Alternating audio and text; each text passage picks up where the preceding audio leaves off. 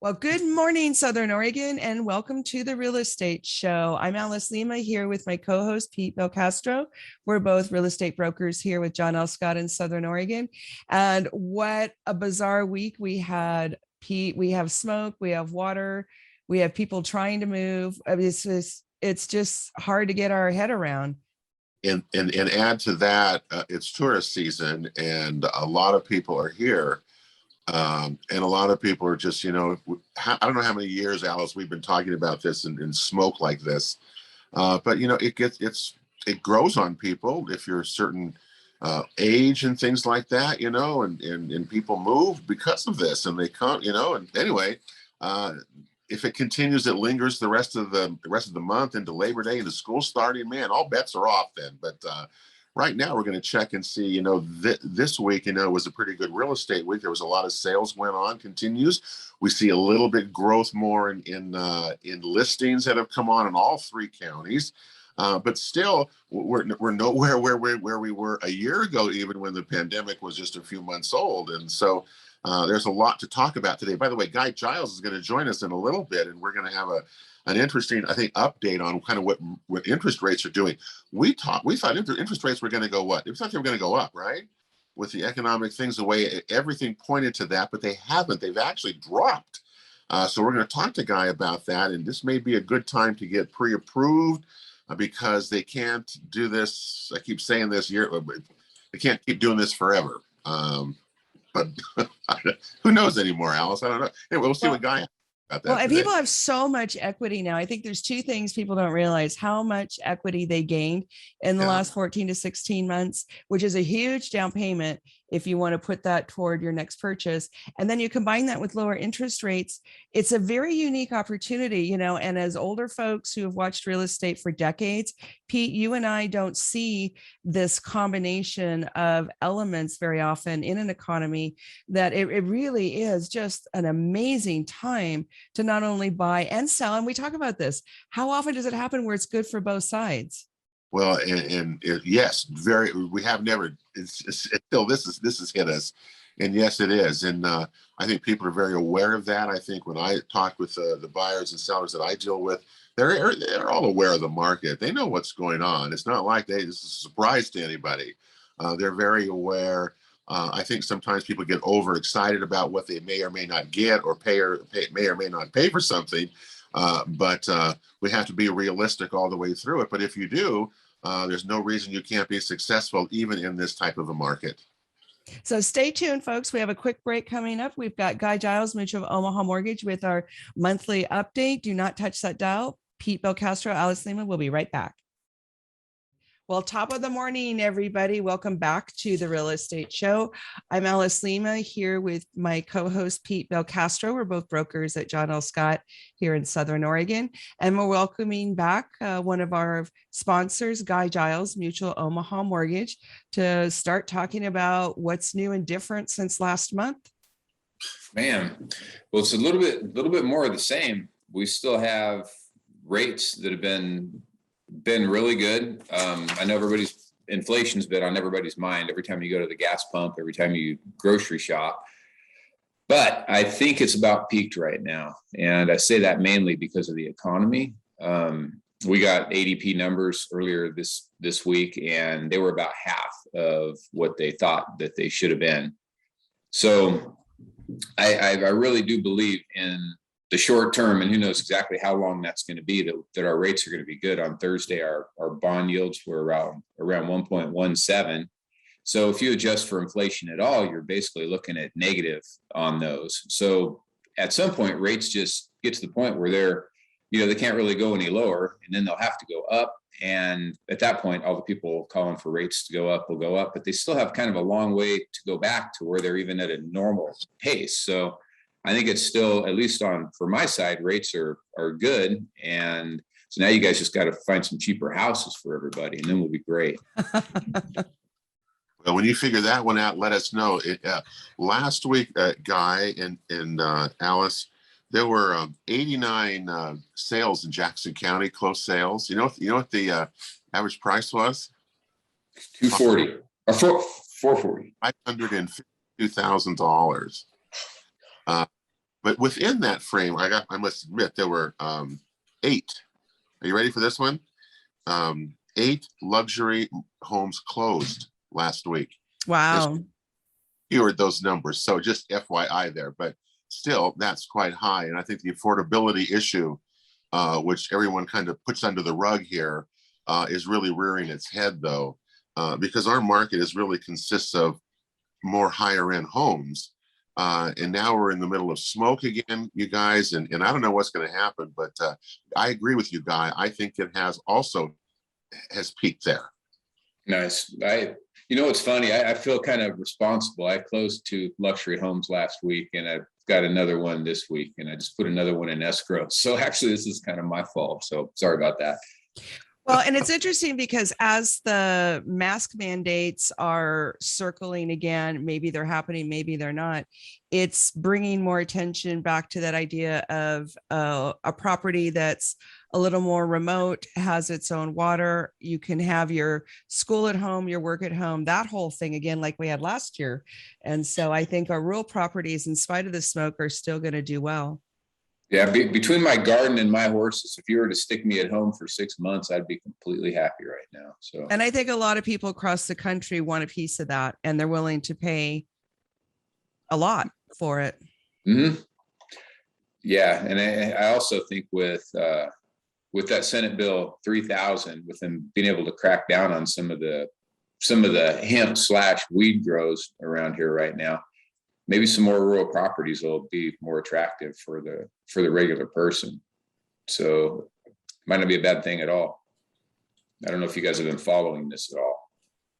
Yeah, they're doing definitely making a big effort to try to bring down the illegal cannabis and hemp grows. Right. I mean, I don't even think that well, actually I know, because I'm on committees with everybody, that the legal weed growers aren't in love with the fact that everybody's growing a bunch of illegal marijuana anyway. I mean, there's nobody that's happy except a couple of hemp/weed growers. And I say a couple, there's probably 1,000 of them right now. But anyway, the OLCC is able to at least get out there, get some people on the ground, and then hopefully Nate gets the resources he needs to do what he has to do, because we all just have to live together. And I mean, we can bury our heads in the sand, but honestly, that's been a little bit of an issue lately. But I don't know. I feel like it's getting under control for the first time, which is really nice. And that's all I needed to do, was just kind of even out. It's still the best place to live, in my opinion, or I wouldn't be here. And Guy, you're also, just to clarify there, you're part of a task force with the sheriff, and that you're involved. Yeah, with. That's why you know so much about this. Isn't that true? Yes, yeah, with the commissioners. It's a Jackson County Marijuana Advisory Board. So I've been on it for a few years, just as a rural property owner that does not engage in any marijuana activity. So there's a little bit of everybody. We have growers on there. We have the sheriff. We have commissioners. We have code enforcement. Little bit of everybody. Water master. And isn't one of the issues that has faced all of you is that some of the hemp growers because hemp is not illegal to grow, that Correct. Some of the growers are actually, they're testing now more, because they're not supposed to have a certain level of THC in them. And many of those hemp grows are actually exceeding those limits. Is that kind of what's going on? That'd be a super nice way to put it. I mean, that would be like a guy in a Maserati and you're like, oh, he exceeded the speed limit a tiny bit. It is very blatantly marijuana grows a lot of the time that they're finding right now. So the OLCC historically has been able to monitor what goes on with legal marijuana grows. Once the hemp got federally, to where it was legal federally, that was not under the jurisdiction of the OLCC. They could actually go into a grow and say, hey, could you show us that you guys are doing whatever legally? And they're like, well, we don't have a permit. This is not part of your thing. And they would literally have to turn around and leave with no recourse at all.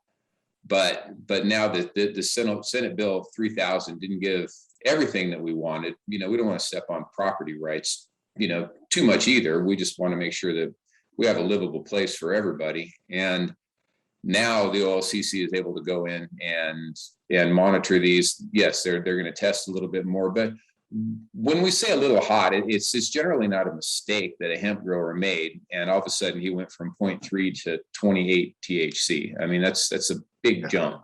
So you know, I mean, we got to have a little grace if you make a mistake, and that's actually something I fought for, you know, with the legal weed growers, because it's all we've done is we've made it, you know, everything we've done has been to try to make it tougher on them. And it's like, I think they're regulated plenty, to be honest. We just have to get a handle on the ones that, you know, that just think it's the Wild West out here. And it has been for a little while.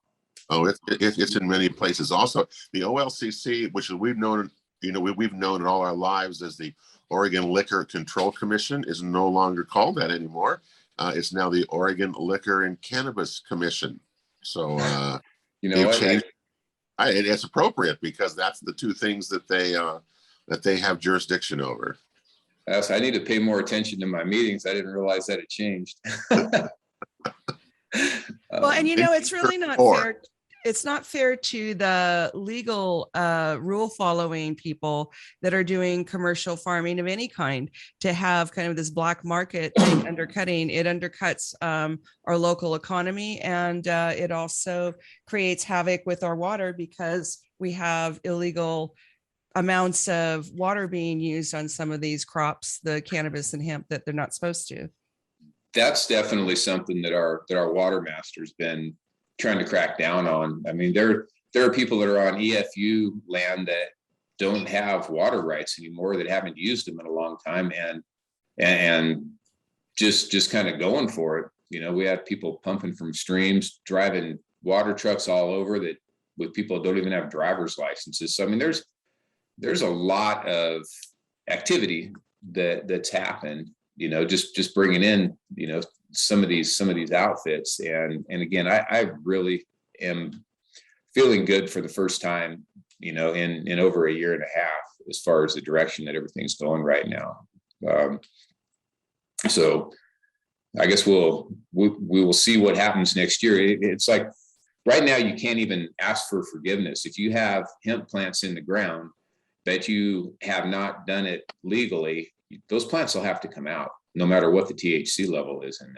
So this whole, like I said, just Wild West, I mean, I don't know, there's just a lot going on with the whole thing. You know, we've always been told that this is the perfect climate to grow all of this in, and then everybody moves it indoors into greenhouses.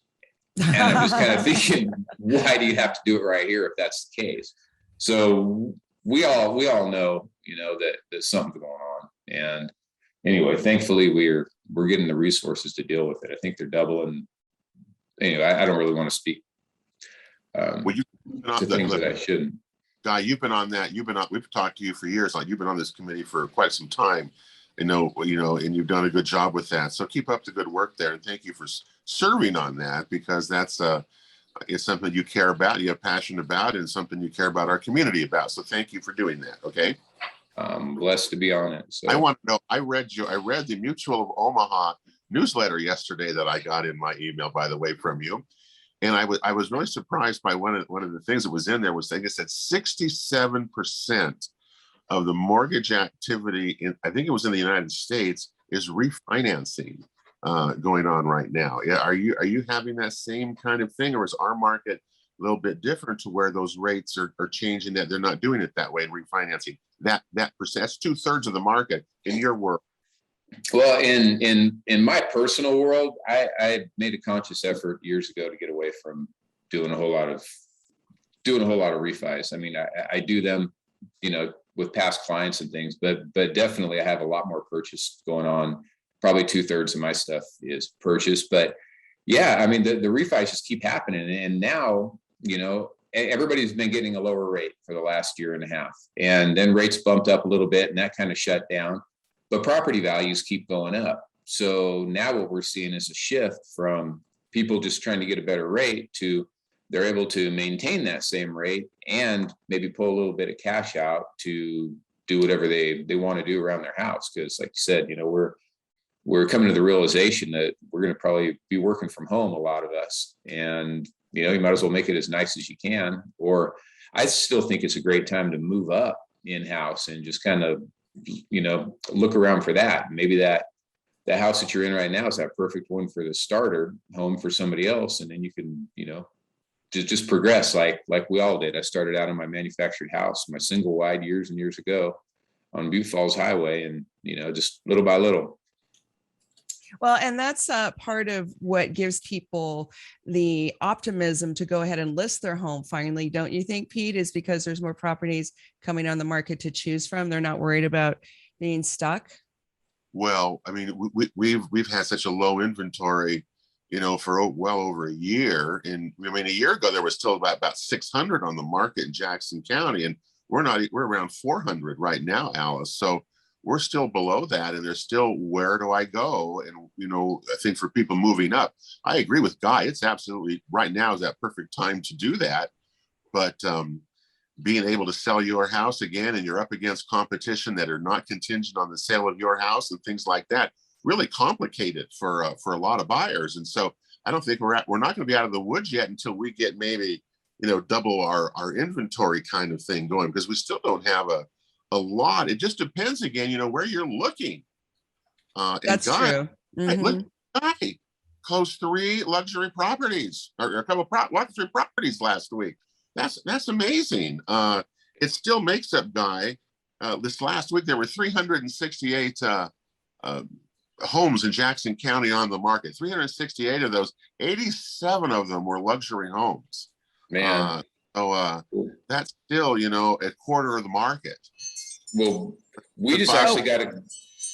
Sorry, hold that thought. We've got a quick break coming up from a word from our sponsors. Guy Giles, Mutual of Omaha Mortgage, will continue the conversation about Southern Oregon real estate in 1 minute. Well, welcome back to the Real Estate Show, folks. I'm Alice Lima here with my co-host Pete Castro. We're both brokers here at John L. Scott in Southern Oregon, and we're having a very lively and interesting discussion with one of our sponsors, Guy Giles of Mutual of Omaha Mortgage. And right before the break, Pete and Guy were discussing our local luxury market.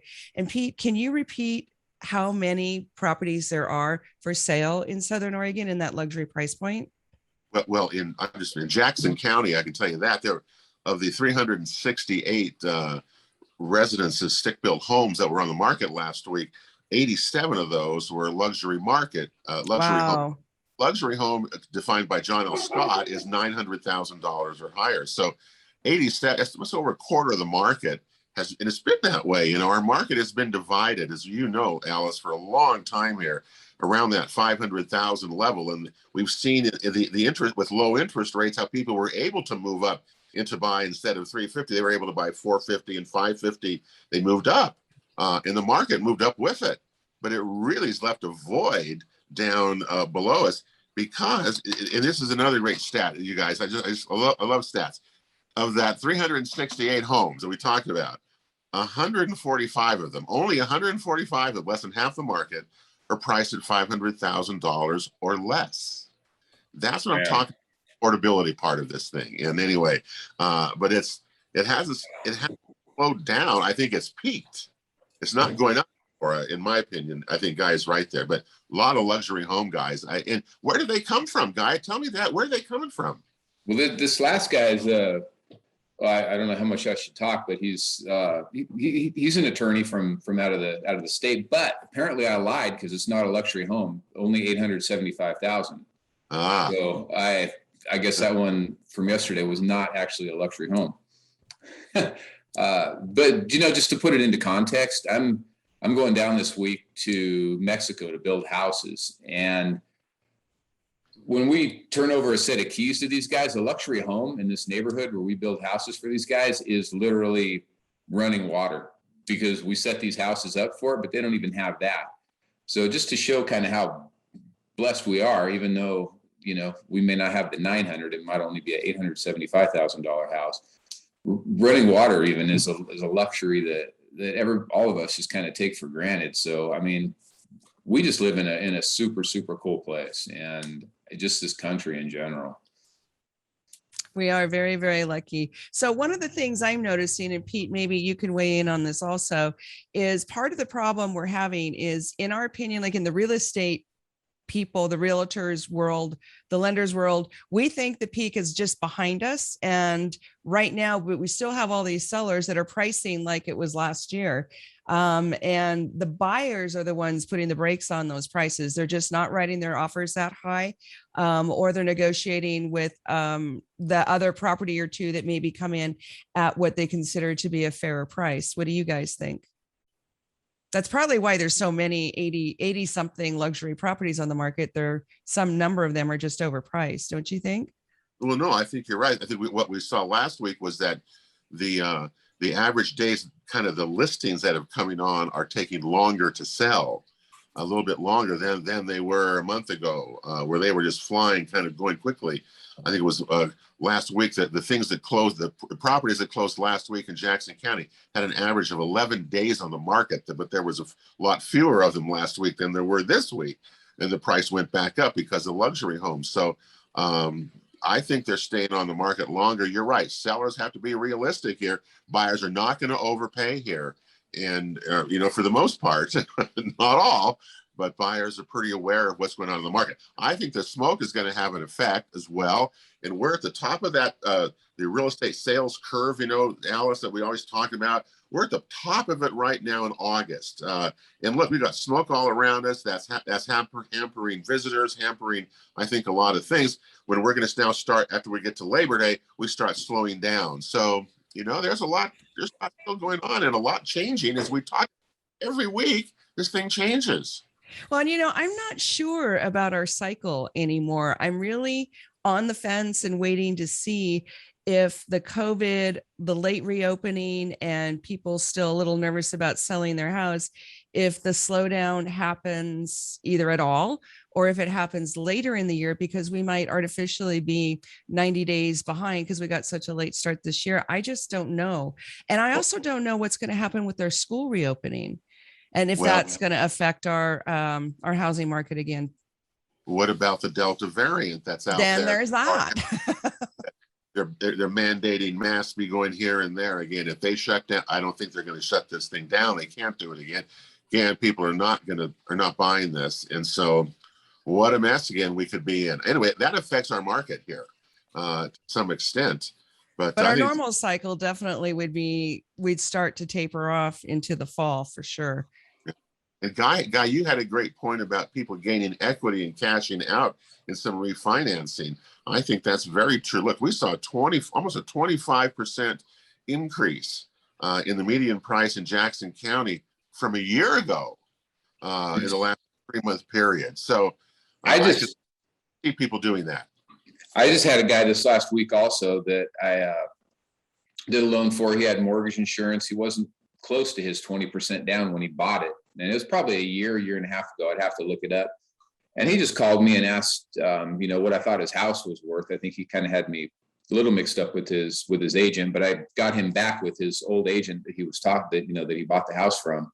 And she did CMA, and we decided to refinance him just to get him out of the mortgage insurance. And I had a automated value, so didn't even need an appraisal, got him completely out of his mortgage insurance. Oh, that's good.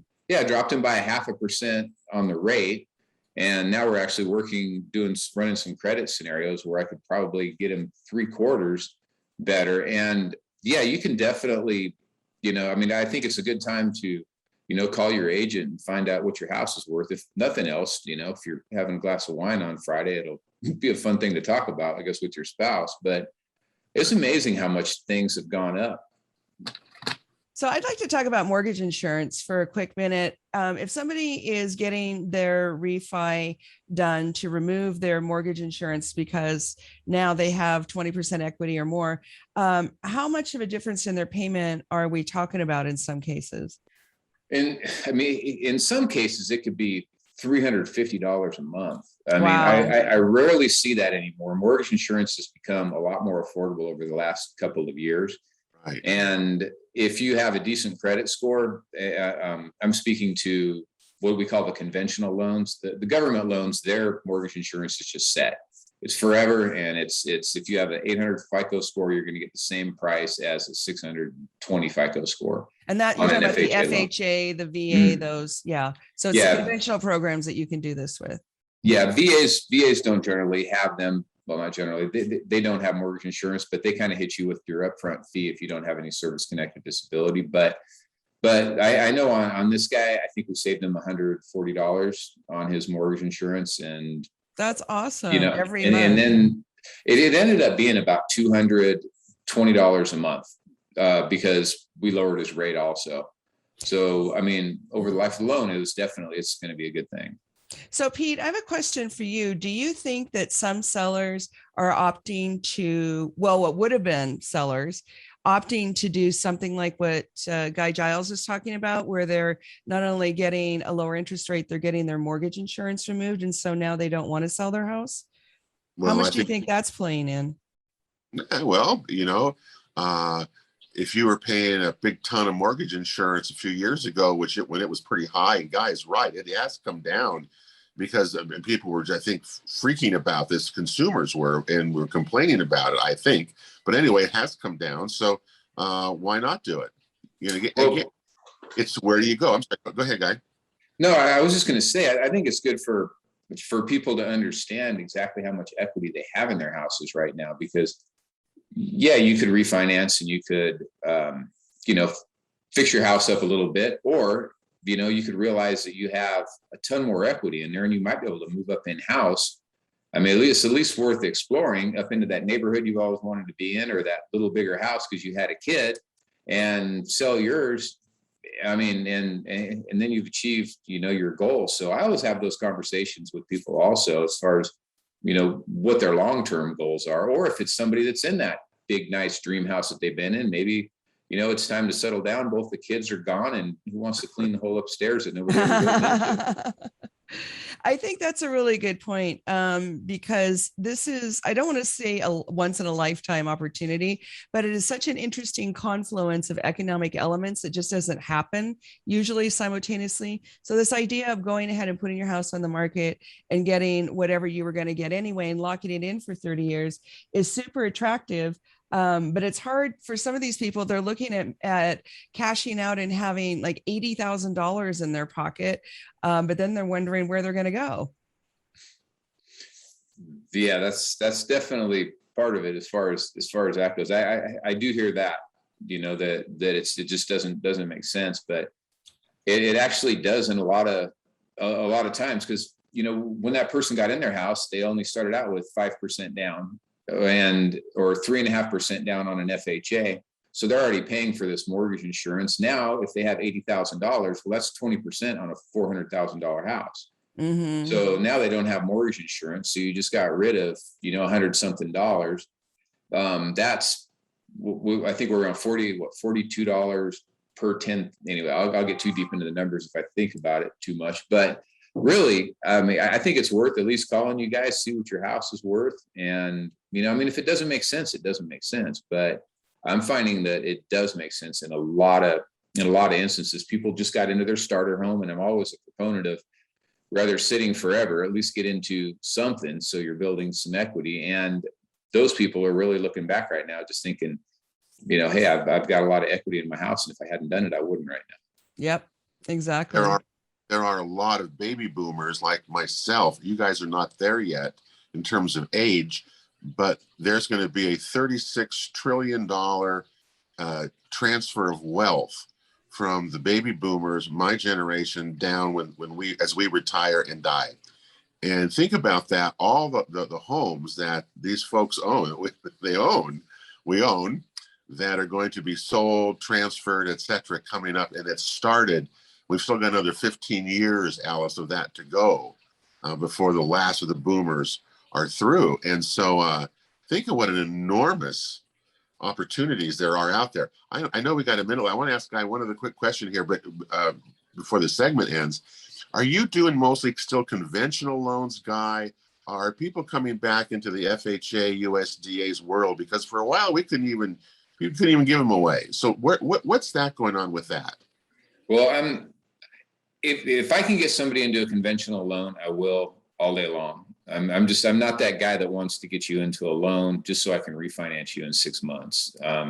So most of my stuff is conventional. If I can, help you with your score, kind of guide you. I'm not a credit repair guy, but if I can guide you a little bit and get you to where it makes more sense to do that, who knows what happens, in the long run. So, I want to get somebody into a loan program that could potentially be the best one for them, So definitely more conventional than FHA. If somebody's a veteran and they don't have service connected disability, but they have a down payment, we'll look at maybe running something other than a VA, but I do a lot of VA loans also.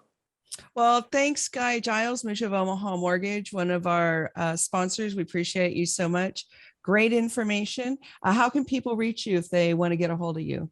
Just give me a call at 541-944-6987. Great. Thanks, Guy Giles, Mutual of Omaha Mortgage. We'll be right back after a quick word from our sponsors. Don't go away. Well, welcome back to the Real Estate Show, folks. Alice Lima and Pete Belcastro here. We're both your hosts on the show today. We're both brokers at John L. Scott, Southern Oregon. And we just had a really, really educational couple of minutes with Guy Giles, Mutual Omaha Mortgage. And Pete, it's quite fascinating that as many luxury properties closing, which is unusual for our area, there's still so many left that are just kind of hanging out there. Yeah. And we haven't really figured out why or kind of what's going on, a combination of things.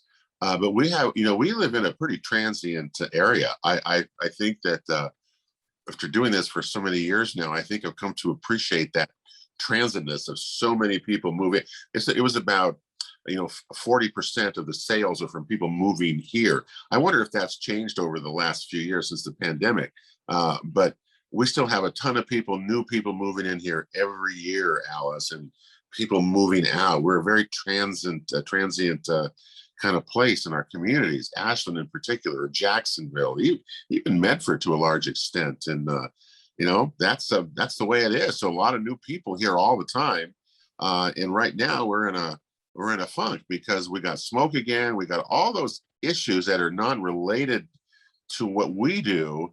And it has to have an effect on the market. We'll see what happens between now. I hope this goes away. I really do. I mean, it's awful to be out in it, let alone try to go out and, try to show people off your community to move here. I mean, boy, it's tough. Well, and such a high percentage of our local residents are 55 and older. In fact, before the pandemic, that was just a little bit more than half of our demographic. And now because of the pandemic, we have some of these remote workers, some of the younger people bringing their remote jobs with them.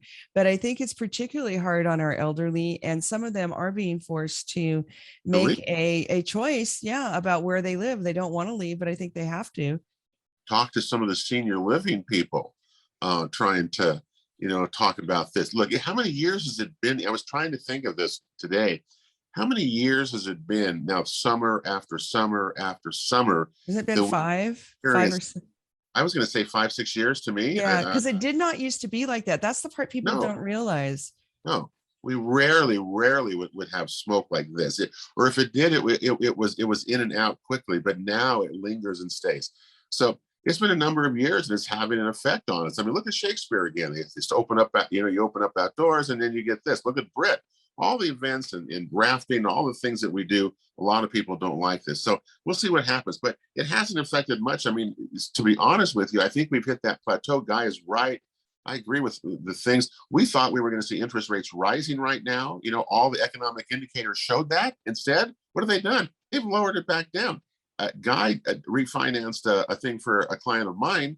It was a 20-year refinance, and it was at 2.6%, something like that. Wow, really? Come back down.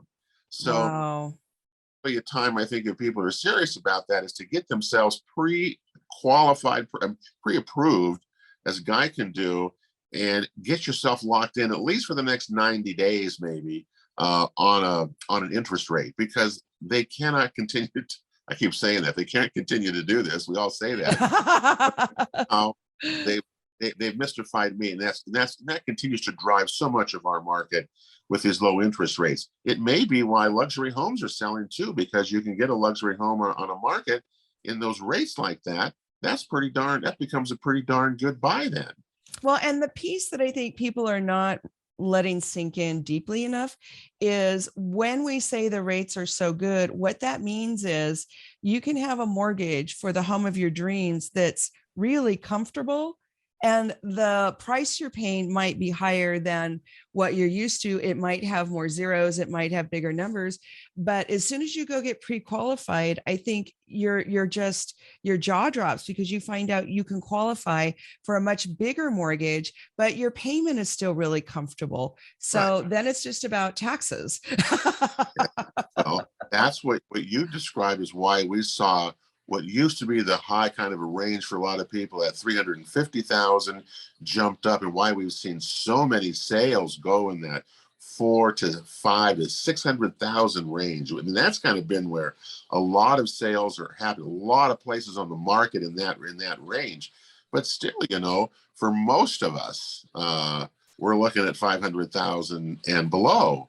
And that's where, again, over half the sales take place in that category, and it's only like 10% of the market. And you think I'm crazy? That's true. In of that 368 homes for sale in Jackson County, Alice, 45 of them, only 45 of them, are for sale 350,000 or less. So you see how much that changes for people and what you're looking for and why being pre-approved and all that kind of thing we talk about, because that's where a lot of the activity still takes place. That's where we're seeing the multiple offers still is in those lower price categories. But you go higher, that's where there's more listings. Mm-hmm. And what's so interesting is one of the ways we know that the market is changing, stabilizing, softening, whatever you want to call it. And Pete, I'm sure you're seeing this too, is it starts in the higher price point. We have longer days on market and we have higher number of properties available. And then it starts seeping down into the lower price points. It goes from 1.2 million to $1 million down to 800, and eventually will bleed down into the lower price points. And that is one of the things that you and I watch every week so that we can help people predict whether they're buying, selling, investing, whatever, what's going to happen next with a little bit of education, just watching how many properties are available on each price point and how it is sinking in to the next price point below it. Mm-hmm. And that's true. And I just want to bring up a quick rental question. You had that interview last week with a lady from Lane County, which we're going to re-air. Okay, which didn't air because the station was off the air. That's right. But the question there in the rental housing with the eviction moratoriums being extended and everything now, I believe to February. What is that going to do again to the rental market and to potential investors or buying or even building rental properties again? That's a real unknown question mark right now that I don't know where that's going to go. My investor pool, I don't know about yours. They many of them are moving their investments out of Oregon and into other more landlord friendly states, more tax friendly states. We do have landlords stepping in here in Oregon, but there's not enough. So when these investment properties go on the market, unless they're the really big, multi-unit apartment complexes, we just don't see a lot of mom and pop like we used to have stepping in to be landlords. We just don't. Also put a lot of pressure on property managers to deal with this type That's of a good point. situation, because the property manager acts as the go-between between the landlord and the tenant there, and they're in a real tough position with this. And you're right, it's really up in the air. So here we are, Alice. We're midsummer. We're at the top of that market, and we're going to see what goes on the next between now and Labor Day. But there's still a lot of activity going on. It's a robust market with interest rates where they are. The only uncertainties are the weather, the smoke, kinds of things like that. The COVID is still not over. So we're not out of the woods yet. But right and questions now, about school starting. It's on a lot of school, parents' throw mind. that in there as well. There's a lot going on. We'll see. We're going to play it out each week and see what happens. But right now, for real estate side, it was a good week. It was. And we do have a few more properties on the market every week. So thanks everybody for listing your house. So we'd like to say thank you to our sponsors, Guy Giles, Mutual of Omaha Mortgage, John L. Scott here in Southern Oregon, and the Rogue Valley Association of Realtors. We appreciate you immensely. Go out and have an absolutely fabulous Southern Oregon weekend, and we'll see you again next week. Bye now.